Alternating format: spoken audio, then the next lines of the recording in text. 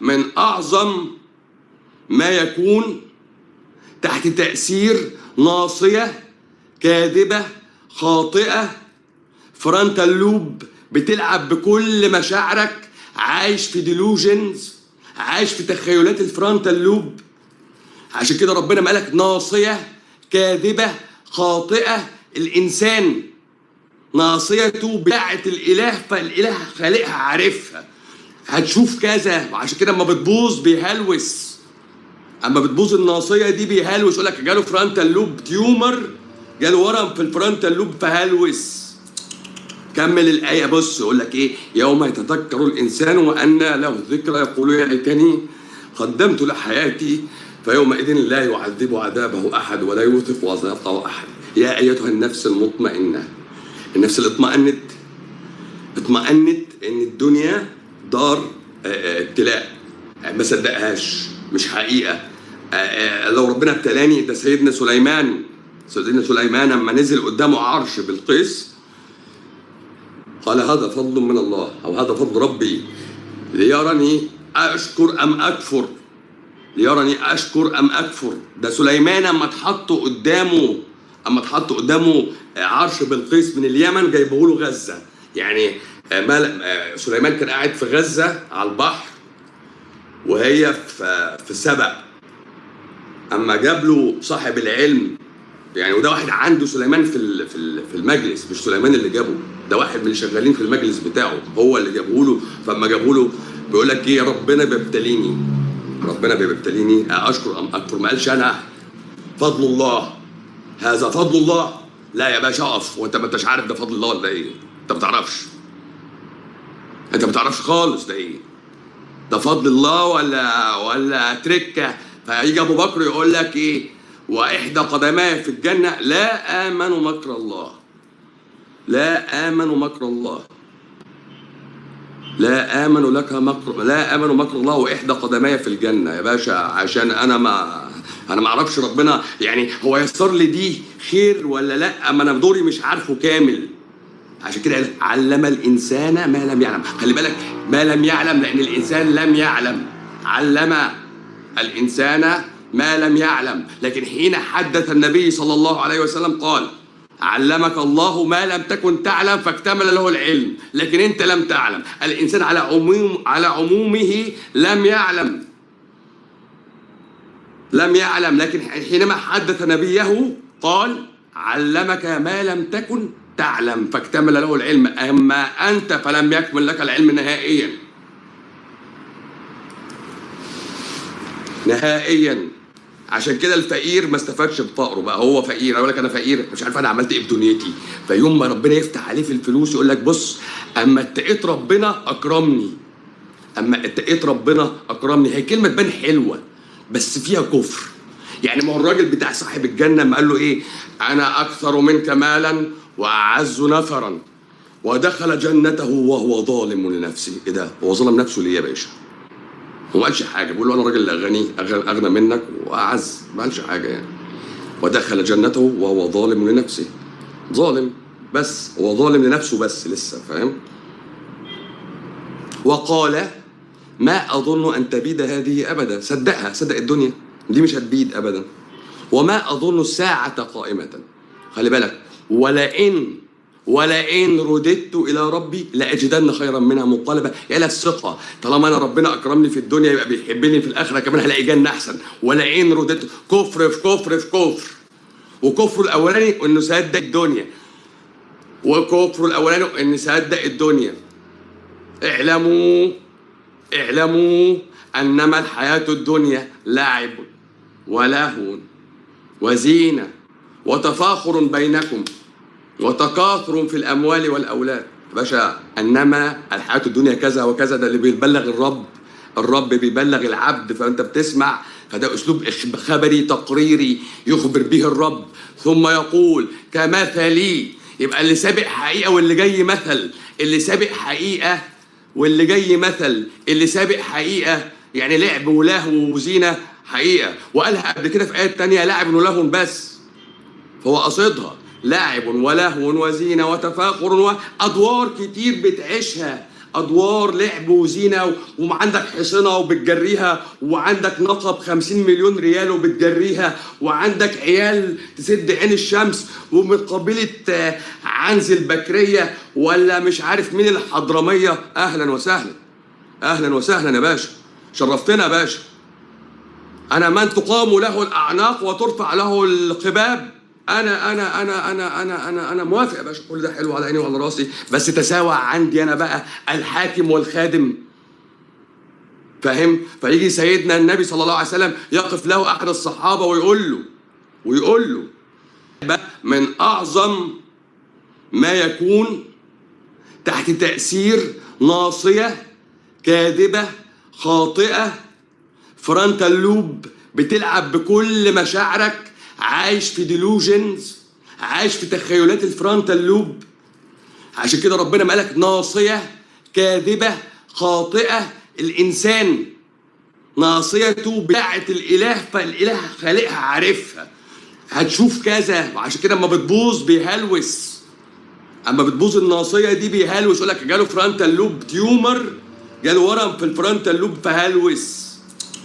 كمل الآية، بص يقول لك إيه؟ يوم يتذكر الإنسان وأنى له الذكرى يقول يا ليتني قدمت لحياتي فيومئذ لا يعذب عذابه أحد ولا يوثق وثاقه أحد. يا أيتها النفس المطمئنة، النفس اللي اطمأنت إن الدنيا دار ابتلاء، ما صدقهاش، مش حقيقة. لو ربنا ابتلاني، ده سيدنا سليمان لما نزل قدامه عرش بلقيس قال هذا فضل من الله، او هذا فضل ربي ليرني اشكر ام اكفر، ليرني اشكر ام اكفر. ده سليمان اما اتحط قدامه عرش بلقيس من اليمن جايبه له غزه. يعني سليمان كان قاعد في غزه على البحر وهي في سبأ، اما جاب له صاحب العلم، يعني وده واحد عنده سليمان في المجلس، مش سليمان اللي جابه، ده واحد من اللي شغالين في المجلس بتاعه هو اللي جابه له. فاما جابه له بيقول لك ايه؟ ربنا بيبتليني اشكر ام اكفر. ما قالش انا فضل الله، هذا فضل الله. لا يا باشا اقف، وانت ما انتش عارف ده فضل الله ولا ايه؟ انت ما بتعرفش خالص ده ايه؟ ده فضل الله ولا تركه؟ فيجي ابو بكر يقول لك ايه؟ واحدى قدماي في الجنه لا امن مكر الله. لا، بمعاني عظيمه. يعني سوره الفجر دي ما فيش طفل هيفهمها ولا يفهم التعبير فيها عن ايه، ولا ازاي ربنا بيشرح الشخص الكافر اللي هتشوفه مآمن بالدنيا ازاي. انت فاهم؟ مش محتاجين، احنا محتاجين نسمع منه حدوته بقى. ربنا بقى حب سيدنا ادم فخلقه، وبعدين خلقه من طين، وبعدين الشيطان قال لا مش هسجد. فاهم يا كوكو؟ تشرح بقى انت وتحكي له مثلا قصه سيدنا موسى فرعون. زي انا برضو كنت وريتها مره فيلم عن سيدنا موسى وفرعون. فتاني يوم عايزه تقول بقى للناس ان هي بابا فرجني على فيلم، فبتقول ايه؟ بابا امبارح فرجني على فيلم سيدنا موسى وسيدنا فرعون. قلت لها سيدنا فرعون الله يخرب بيت امك، انت حماره زي اللي خلفتك بالظبط كده ليه؟ لا يا بابا اسمه فرعون ابن الكلب. فالبنت تبص اللي حواليها وتبص لي تاني، ايه يا بابا اللي بتقوله ده؟ هي فاكره ان ما ينفعش نشتم اي حد، فاهم؟ وده حاجه غلط برضه، يعني المفروض تفهم عيالك ان في ناس تتشتم عادي يا بابا، فاهم؟ قلت لها يا بابا فرعون ده ابن ميتين كلب مبدئيا، يعني مش تبقى انت فاهمه يعني. فاوعي تقولي عمو فرعون ولا سيدنا فرعون، ده ابن ميتين كلب يا بابا، بيكره المسلمين بيكره المؤمنين، فاهم ازاي؟ وتقعد تشرح كده انت يا بابا وتفرجهم على ده. ما تقولهمش بقى انت مصري، ولما الحضاره المصريه حضاره مصريه يا باشا، نياشين يعني دنيا يعني حضاره يعني اشراف. احنا الاشراف، احنا اصحاب الحضاره، احنا اصحاب اللباقه، احنا اصحاب الشياكه، احنا اللي دهنا الهوا دوكو.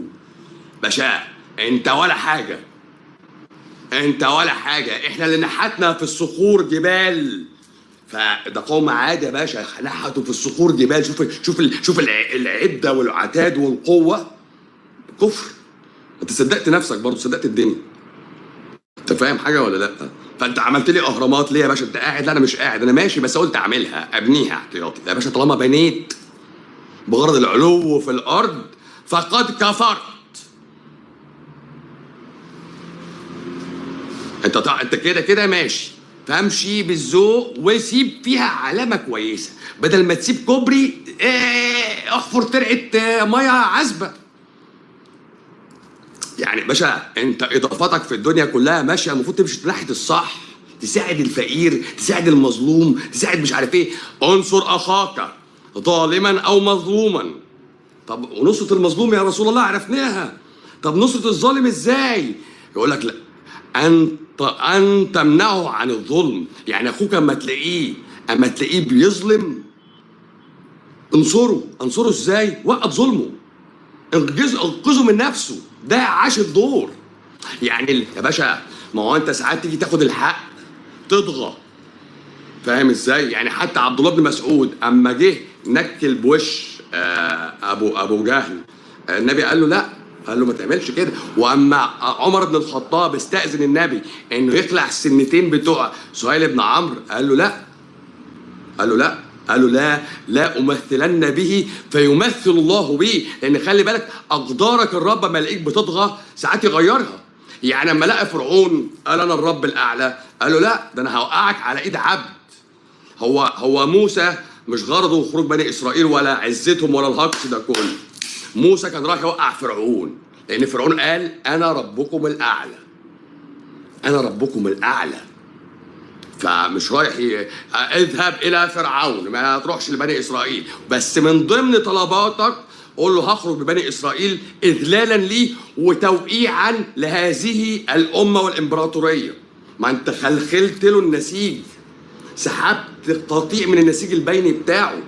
هو انت فاكر اليهود كانوا قاعدين في حته وبيتضربوا بالنار؟ لا يا باشا، ده كانوا شغالين محاسبين وبنائين وعمال وفلاحين، شغالين كل حاجه. وستاتهم قاعدين في البيوت، ربات بيوت، يا بيخدموا في بيوتهم وهم عند ناس تانيين يا ما عند المصريين. كانوا عايشين طائفه عاديه.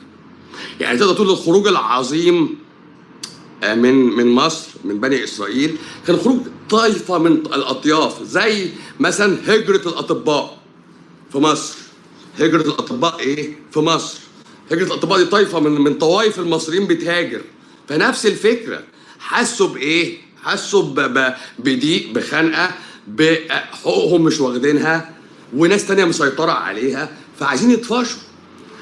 موسى بقى ربنا بعت لهم نبي بقى عشان يحاول يشد من ازرهم، لانهم كانوا اهل استيطان، مش اهل ظعن وترحال، اهل استيطان. عشان كده كان ابتلاء ليهم. اما جم يخرجوا قال لك لا يا عم احنا عايزين نفضل قاعدين مستقرين، لان المؤمن الحقيقي اهل ظعن وترحال، غير مقيم ويعلم انه غير مقيم.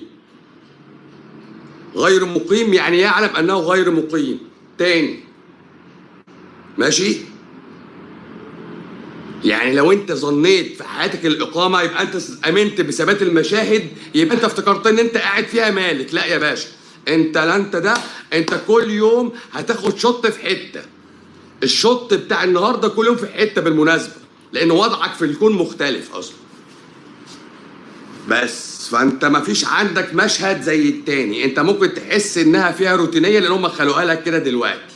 احنا متقفل عليها بحدود اسمها دول، متقفل عليك بحدود اسمها دول، خلاص؟ فانت متحاصر كبني ادم، انت متحاصر. عشان هتطلع بمعجزات. حلو الكلام؟ حلو. فبناء عليه انت بتحس ان الحياه بقى رتيبه لكن انت اصلا يا باشا الانسان كائن ضاعن، صاحب ترحال، صاحب حركه، صاحب بتاع، مش صاحب سكون خالص. وليس مطلوبا منه ان يكون ساكنا على الاطلاق. دائما مثير للجدل، مثير للتساؤل، يطرح الافكار المنطقيه للمناقشه، يطلب المناظره احيانا. وانا طلبت المناظره زي ما عمل ابراهيم، قال فعلها كبيركم. وما وقف قال له الثاني ان اتاه الله الملك انا الرب، قال له لا ربنا بيحيي ويميت، قال له انا احيي واميت، قال له خلاص ربنا بيطلع الشمس من المشرق، طلعها انت من المغرب. سو سيمبل. انت كمان اله، انا موافق، بس طلع لي انت الشمس من الناحيه الثانيه. انت اللي خلقت لنفسك قواعد، انت اللي خلقت لنفسك قوانين ضغطتك زي النسيج البيني. اما خنق الخلايا الرب بعت لك رسل عشان تخرجك من ده. وتقول لك انت حر. انت حر، انت ما انتش مسؤول عن تقاليد او تشاريع حد غير الرب اللي خلقك. اسمع منه بس وفضفض ليه وبس. ما انتش محتاج تقول لحد انا عايز من ربنا كذا. اصفى لله واعرف ان دورك في الحياة مؤقت وبس، وتقبله. عشان كده اللهم استخدمنا ولا تستبدلنا، لان ربنا حذر. قال لهم ايه؟ قال لهم ايه؟ اقول لك في سورة المعارج: ورب المشارق والمغارب إنا لقادرون على أن نبدل خيرا منهم وما نحن بمسبوقين. على أن نبدل خيرا منهم وما نحن بمسبوقين. ماشي؟ فذرهم يخوضوا ويلعبوا حتى يلاقوا يومهم الذي يوعدون. دايما يا باشا ربنا بيقول لك ايه؟ يوم وعد، يوم وعد، يوم وعد. وبيجي الشيطان يوم القيامه يقول لك وعدتكم فاخلفتكم. اصلا ماشي، يقول لك انا اصلا كده كده كذاب اصلا، يعني فاهم؟ وعدتكم فاخلفتكم على طول كده، على طول. انا مش ناقص ذنوب اصلا.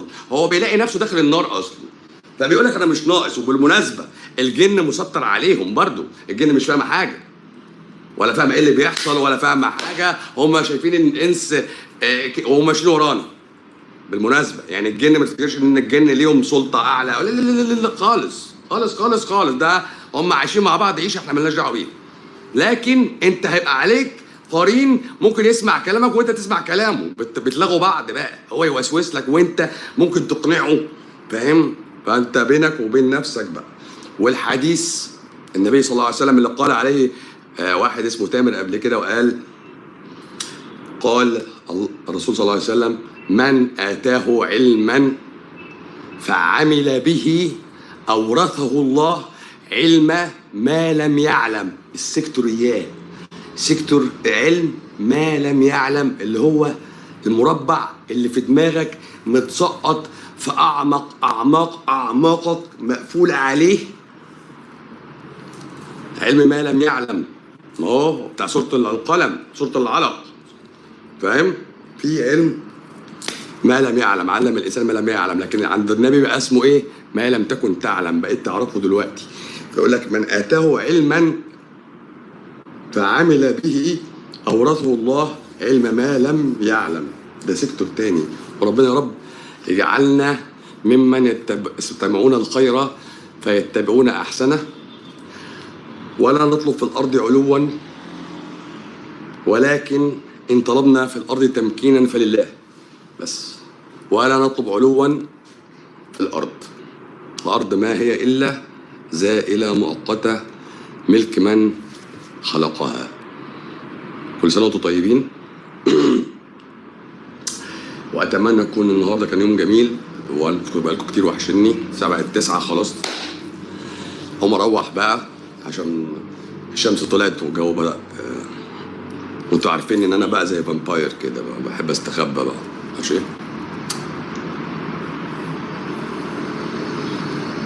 اشكركم.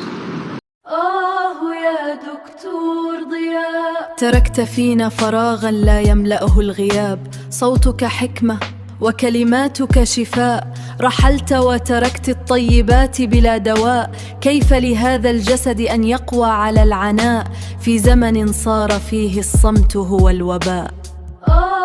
يا دكتور ضياء.